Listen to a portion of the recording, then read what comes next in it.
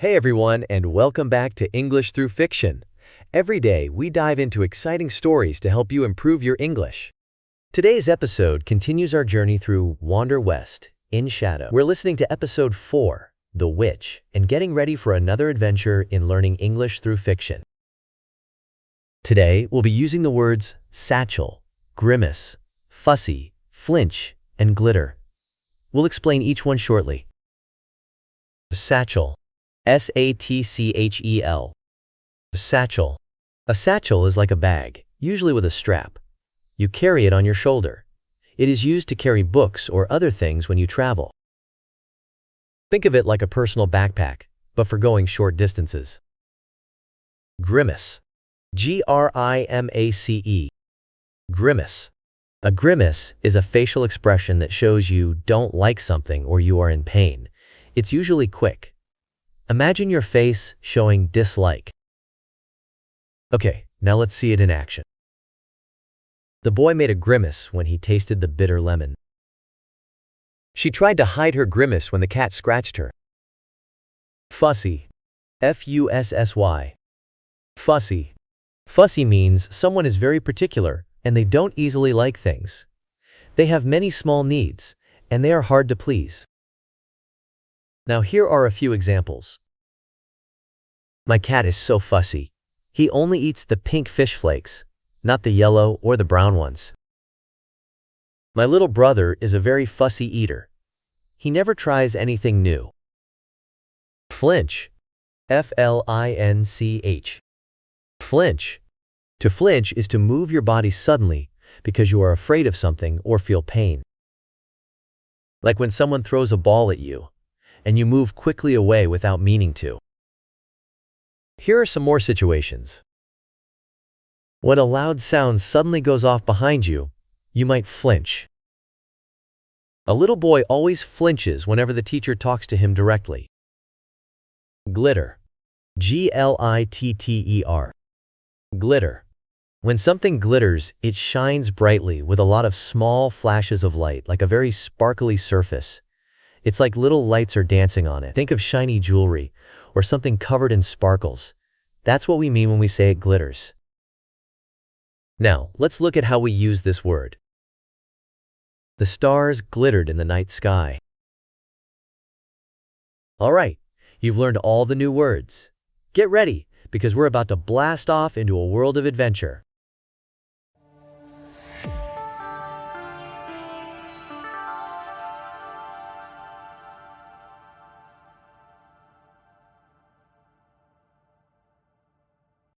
Hello, stranger. A voice rasped. A woman's voice, coming from a figure hidden deep in the shadows. Only its outline could be seen. Martimeo suddenly noticed the soft taps of rain on the overhang. A strange feeling gripped him, like a hand squeezing his heart. He felt as if he might float away. His hand moved slowly towards his sword. He feared that touching it might be his death. But staying still might be just as deadly. He remained silent, unsure of what to say. The figure also remained silent. A long, tense quiet hung in the air, tightening knots in Martimeos' stomach. Finally, he managed to croak, "Who are you?" Just an old woman. The voice replied. I hope to warm myself by a kind traveler's fire. The figure shifted in the darkness, gesturing towards the ring of stones where Martimeos had piled dry wood. A little warmth, stranger, if you're so generous. Martimeos stared. The figure stared back expectantly. He thought he saw the glimmer of her eyes in the gloom. He wondered what she was doing. She clearly didn't intend to hurt him immediately, but why? Was she waiting for demons to arrive? He should run. Now. But the instant he moved, she might attack him with magic. Unsure of what else to do, Martimeos built a fire. He worked his magic, drawing on the ever-present energy in all things. Starting a flame was always the hardest part. Building the magical energy from a whisper to a smolder took far more effort than fanning a smolder into flames. A wisp of smoke curled upwards, followed by a spark of yellow. Then, with a whoosh of hot air, the campfire blazed cheerfully. The firelight pushed back the shadows. For a fleeting moment, Bartimaeus saw the woman. Layers of ragged clothes covered her. Her hat was pulled low, revealing only the twin lights of her eyes, reflecting the flames. He noticed her hands, gnarled and knotted with age. A large, dark ring adorned one crooked finger. Then, as the fire settled into a steady burn, dancing shadows concealed her again. Still, Bartimaeus relaxed slightly. He felt safer with the fire between them. He could use its power against her, if needed. He could direct its hunger. Ah, The woman rasped. so you know some magic. Her hands reached out to the warmth. Her fingernails were thick and yellow, like talons. A little? Bartimaeus replied, keeping his face expressionless. As do you. So modest She chuckled, sounding amused. and perceptive. But I don't know fire magic. My talents lie elsewhere.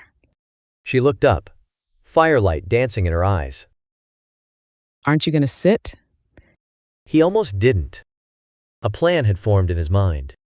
He would release the fire's magic on her, burning her badly, maybe even killing her. If not, a quick stab of his sword would finish the job. If he was lucky, she would die before she could retaliate with her own magic. Then he could escape before her demons arrived. He tensed his muscles, ready to cover her in flames, ready to draw his sword and strike. Then, for a reason he couldn't explain, he stopped. Perhaps it was because she'd had chances to kill him but hadn't. Perhaps he couldn't bring himself to kill someone being friendly, even if it meant his life.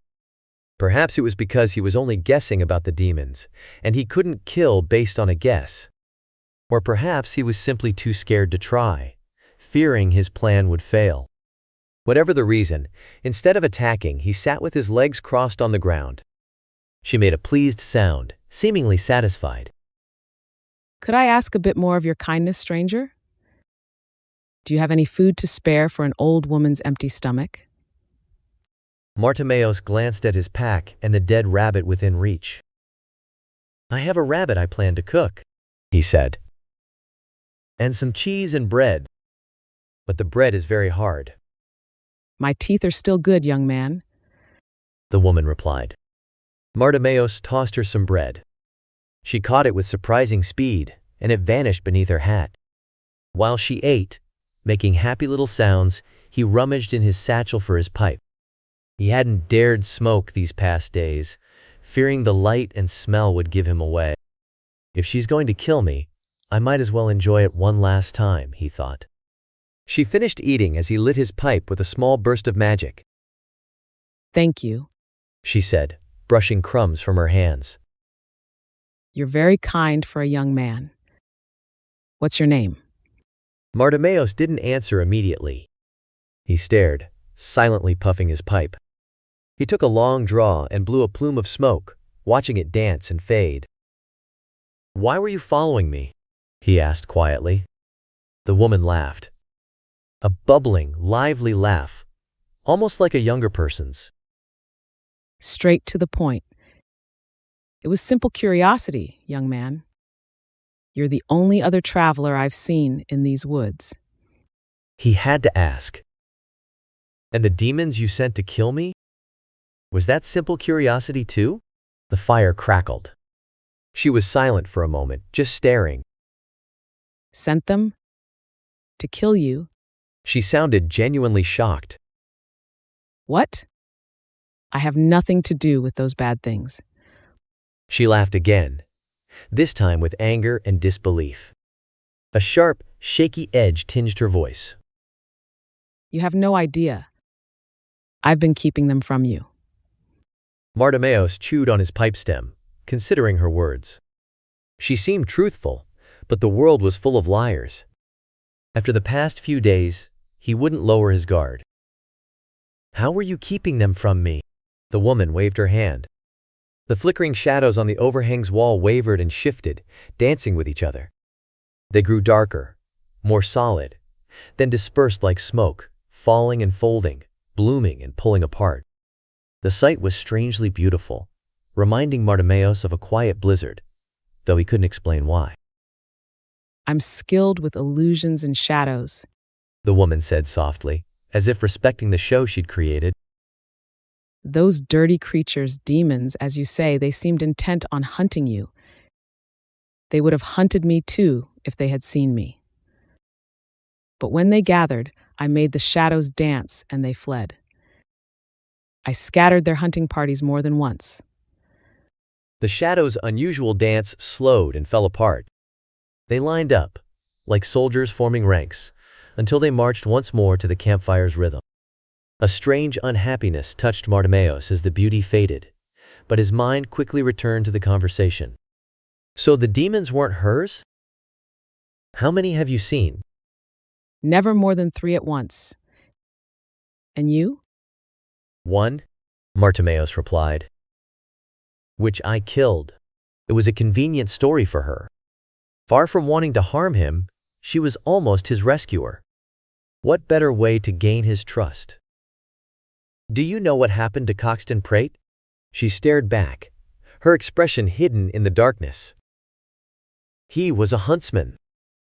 He lived in the He was about to say the house near where he had chased her, but she shook her head. I haven't seen another person in a long time.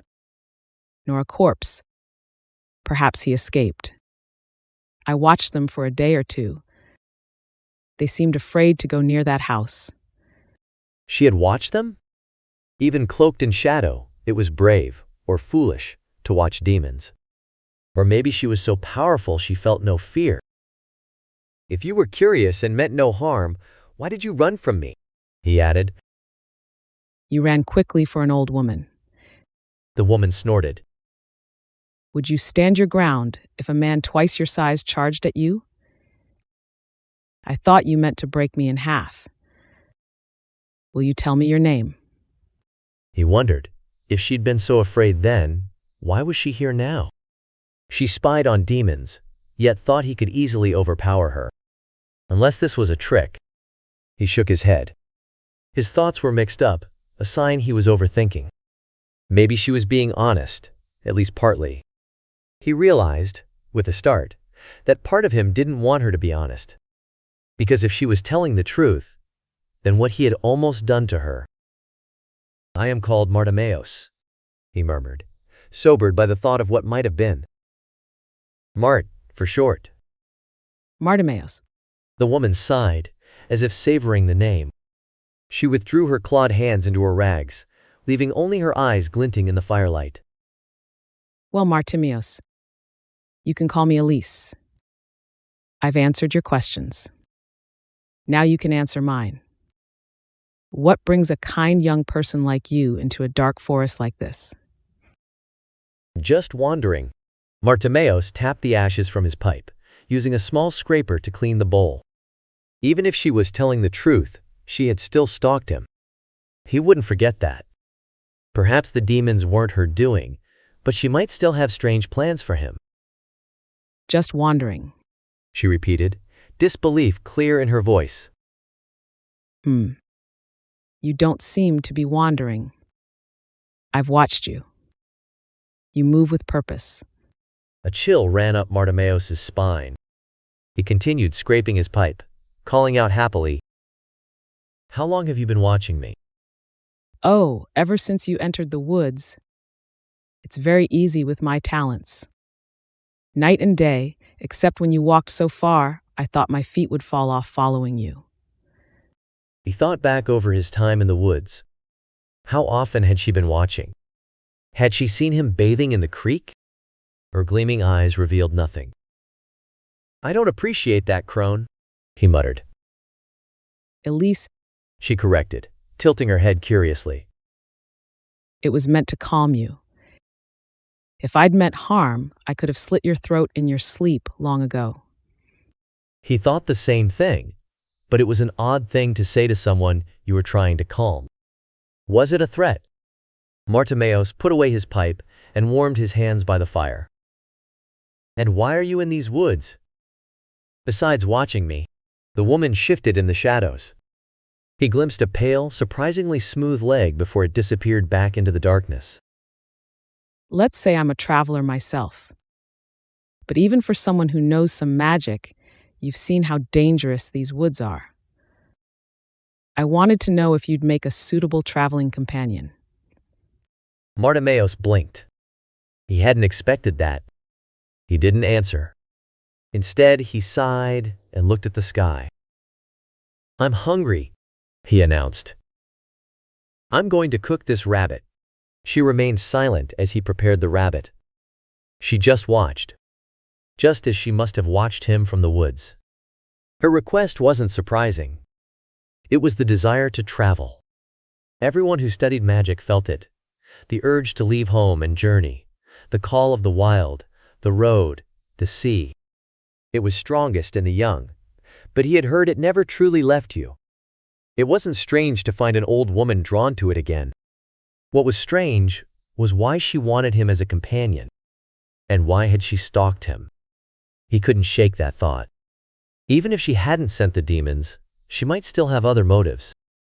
Maybe she had a companion before, and something happened to them. He found some sticks and soon had the rabbit roasting. His stomach growled. He glanced at Elise. She'd probably expect to share. I'm a good hunter. Elise said suddenly, as if reading his thoughts. I've never lacked for meat. You should eat better. I can catch enough for both of us. Bartimaeus didn't respond. He sat down and pulled his pack closer, arranging bread, cheese, and pickles on a flat rock. "Why do you want me as a traveling companion?" he asked finally. Why not? She laughed again. He wondered if her cheerful behavior was meant to calm him. Two with magic are better than one, yes? Or have you enjoyed being alone? You'd have faced more demons without me. Another veiled threat? Or was she just blunt? "You don't even know if I'm traveling in the same direction." Well then, which direction are you traveling? Bartimaeus paused, the bread in his fingers crumbling. He hesitated to tell her, but if she'd followed him this far, what did it matter? She would find out eventually. And lying to a witch could be dangerous. "South," Elise tilted her head. And what takes you south? "I asked a Dolmec." The woman murmured appreciatively, silent for a moment as the fire crackled. When she spoke again, she sounded amazed, almost admiring. You must know powerful magic to protect yourself from a Dolmec and get an answer. Bartimaeus wasn't so sure his magic had done much. The Dolmec hadn't entered the circle he'd drawn, but it had come right to the edge. He'd felt it could have killed him anyway. Hadn't it shown him his magic couldn't protect him? He still had the wound on his forehead from the demon's thrown charm. He'd almost forgotten it, with his other, more serious wounds. "That and luck," he replied grumpily. Elise nodded, as if it was a deep statement. And what do you hope to find in the south? Bartimaeus grimaced. She wouldn't let it go. "The great lake Nustrim and the village of Silverfish." The witch clapped her hands, surprising him. He realized it was a sign of delight. Nustrim. I'd love to journey there. I've read of it in stories. I'd be glad to accompany you, young man. Tales and stories? He'd never heard grand tales of Nustrim, though he'd heard it mentioned.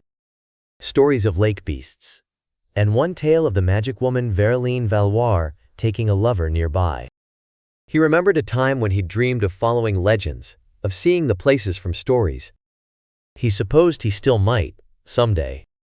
But he'd rather not have a witch following him. She might not mean him harm, not yet, but she was too strange to trust. He didn't think she had sent the demons, but he found her unnerving. The problem was, there was no easy way to refuse her. It might be best not to insult a witch who'd tracked him in private. He could warn her the village was cursed. But that might lead to questions he didn't want to answer, like why he was going there in the first place. He would have to be clever to get rid of her. Perhaps he could slip away while she slept and leave a false trail. "I suppose we might travel together?" he muttered finally, his mind racing with escape plans. Very well, Good. Elise said. Then she leaned closer, and Bartimaeus nearly jumped up.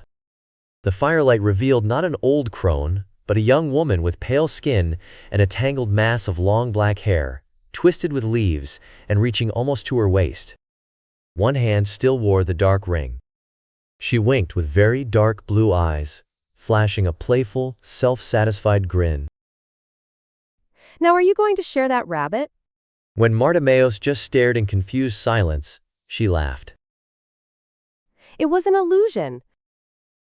Haven't you heard of that kind of magic?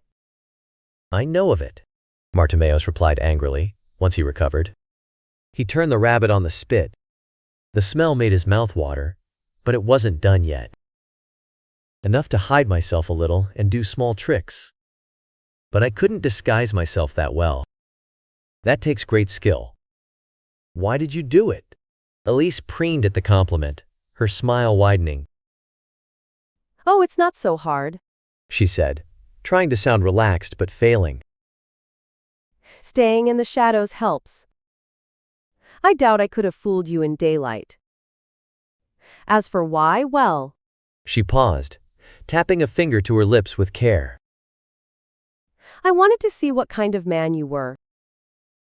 I wanted to make sure you weren't a show-off. And that you were kind enough to help an old woman in need. And She flung her hair dramatically and spoke jokingly. I wanted to make sure you wouldn't take me along just because of my striking beauty. Bartimaeus stared again and bit his tongue. It was from a tale of Verlaine Valois. She'd been hired by a lord to fight bandits, but discovered the bandits were kinder than the greedy lord. To test their character, Verlaine disguised herself as an old woman. The bandits treated her kindly, so she revealed herself and joined them. For any might be inspired by my beauty and grace to do me a kindness, and yet those who would treat an old woman well have the honest spirit of charity with them. And then, as usual in her stories, Verlaine took the bandit chief as her lover. That Elise was no crone, she looked more young than him, made some of her story make more sense. She couldn't be that skilled in magic at her age. She was telling the truth about the demons. And wanting to travel together made more sense now. She was at the age, like him, when the urge to wander was strongest. So perhaps it wasn't strange that she had no fixed destination and just wanted to travel safely. Striking is a bit much, isn't it? He said dryly. How do I know this isn't another false face? Maybe this is the illusion, and what I saw before was the truth. Elise moved closer to the fire, rolled up a sleeve, and held out her arm. The dark ring glittered. Pinch it. It's harder to fool two senses. Touch is almost impossible to trick. Bartimaeus had heard that. He frowned, then took off his gloves and prodded her arm. It didn't feel like an old woman's. It was smooth and firm. It was very amazing then, he admitted. Even the firelight seemed to... He looked up and froze. Elise stared at his hand on her arm, wide-eyed, as if she'd placed her limb in a wolf's jaws. He let go, instantly. I didn't mean to frighten you. Frighten me? Elise sounded insulted, but her arm trembled slightly. When she laughed, it seemed like a release of tension. I wasn't frightened. He let it drop. Either way, he didn't think it was another trick. She was a young witch, as certain as he could be. While she might still be dangerous, he felt some relief.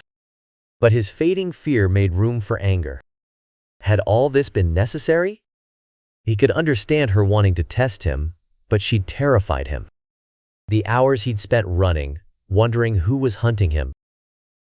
You know, he said, tricks and lies are a poor way to approach someone you want to travel with.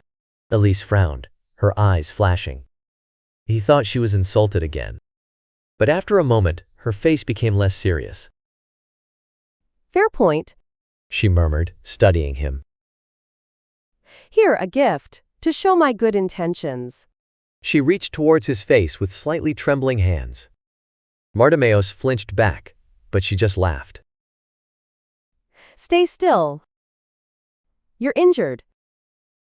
I know some healing magic. Bartimaeus was amazed. His last teacher had said healing was difficult magic.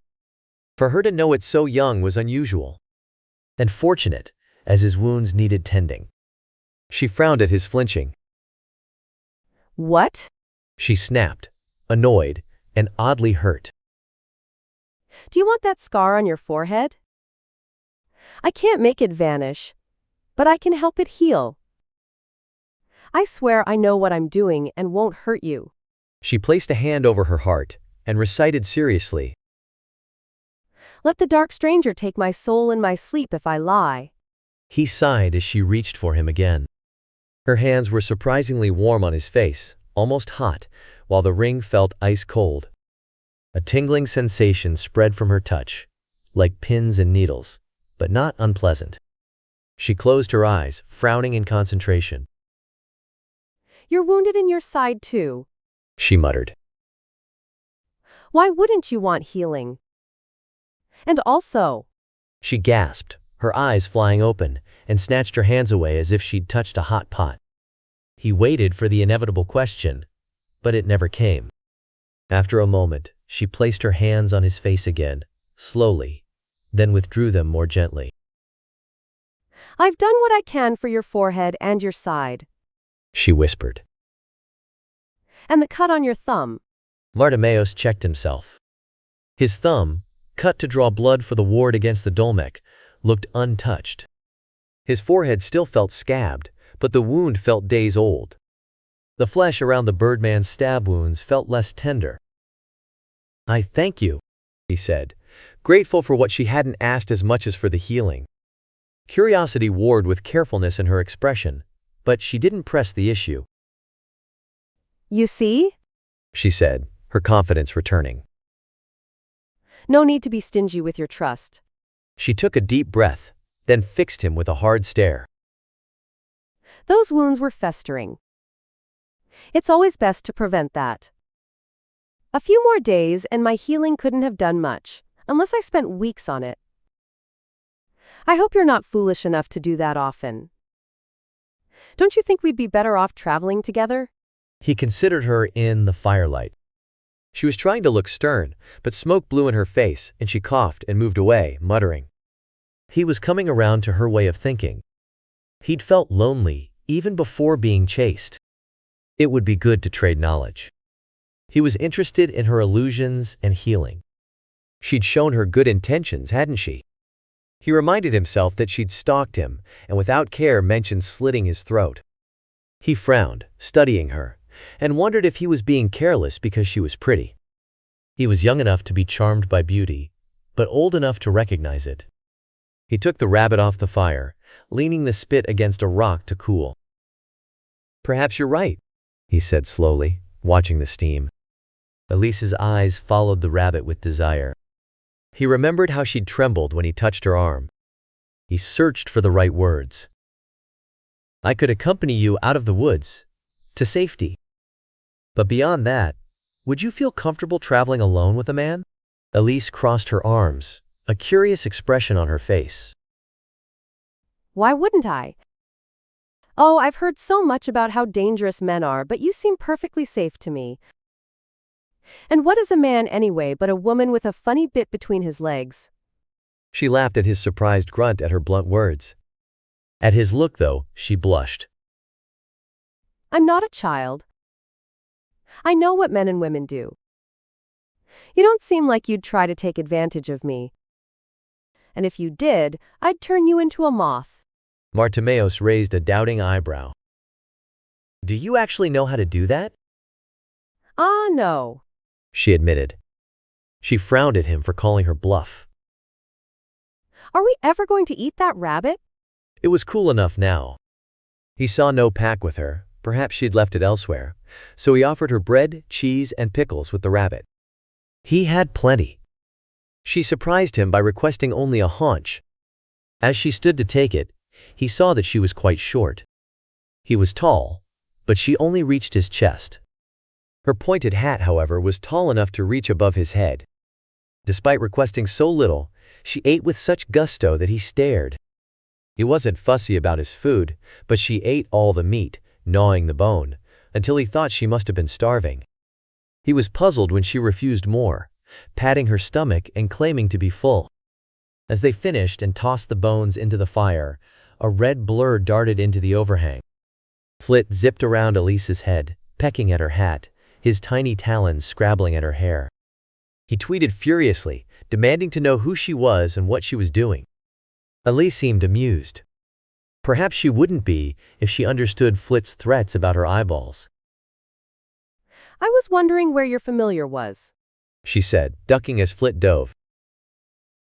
I saw you looking for me many times, little one, but you never saw me. The cardinal's threats became even more bloodthirsty at the taunt. Martimeus called to Flit in birdsong, cutting short the angry speech, and explained Elise's presence. Flit was angry, embarrassed at not having seen her. When his familiar asked what to do with her, he paused, then spoke in human language for her benefit. I suppose, he said, looking at her, that she'll be coming with us. For a while at least. Flit puffed up his feathers, while Elise grinned and nodded. He had made the only real choice. She was odd, and he still disliked her stalking him, but they both needed help. And despite her oddness, he thought she was sincere. Even if he hadn't needed help, it wouldn't feel right to leave her alone after she'd asked for it. He had other reasons too. If we're traveling together, I'd like to learn your magic, he told her as he gave Flit breadcrumbs. He was especially interested in illusions. He felt his natural talent had been wasted on a teacher who didn't know or care about the craft. Of course, Elise replied. I'd like to learn yours, and other things too. I didn't know you spoke bird tongue. The day had grown long. The warmth of the fire, his tended wounds, and the full meal brought on the tiredness he'd been fighting for days. Though Flit had reported no one on the road, and he hadn't seen demons for 2 days, he couldn't be careless. He took a stick and began drawing protective sigils around the camp. Elise trailed him, hands clasped behind her back, peering curiously at the symbols and asking questions. His last teacher had taught him about sigils. They were fascinating, but studying them was hard and frustrating. His teacher had said magic was a hidden language, a true language describing all things in their most simple forms. In this tongue, to speak something was to make it be.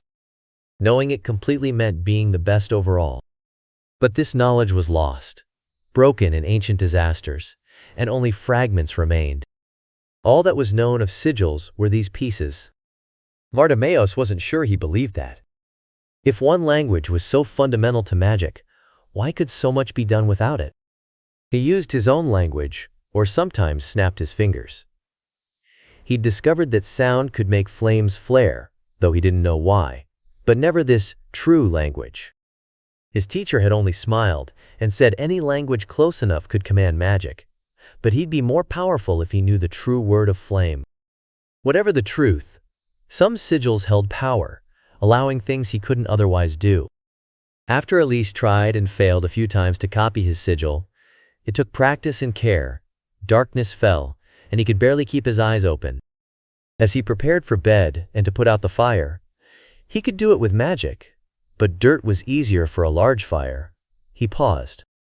He'd taken his ability to warm his clothes with magic for granted, forgetting what it was like without it. His magic would keep him warm, but Elise didn't have it. And she wasn't dressed with warm clothes. Her black, layered robe dress had many thin layers, and the pleated or layered skirt might be good for movement, but not for warmth. He would have offered to warm her clothes with magic, but it was a delicate balance, and he couldn't be sure he could do it with unfamiliar material without practice. Yet she showed no sign of being cold and made no complaint. She must have noticed him staring, because she waved him off as she made a bed of leaves. Don't worry about me, she said. This chill barely touches me.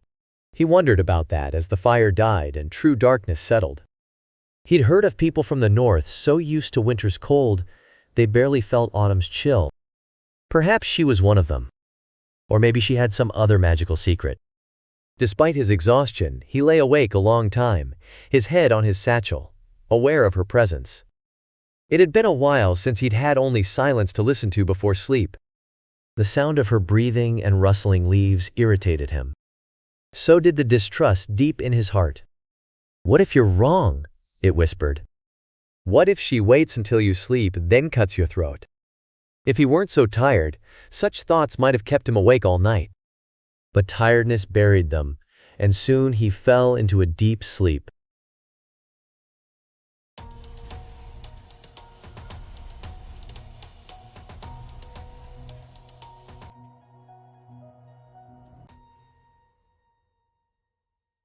And that's all the story we have for you today.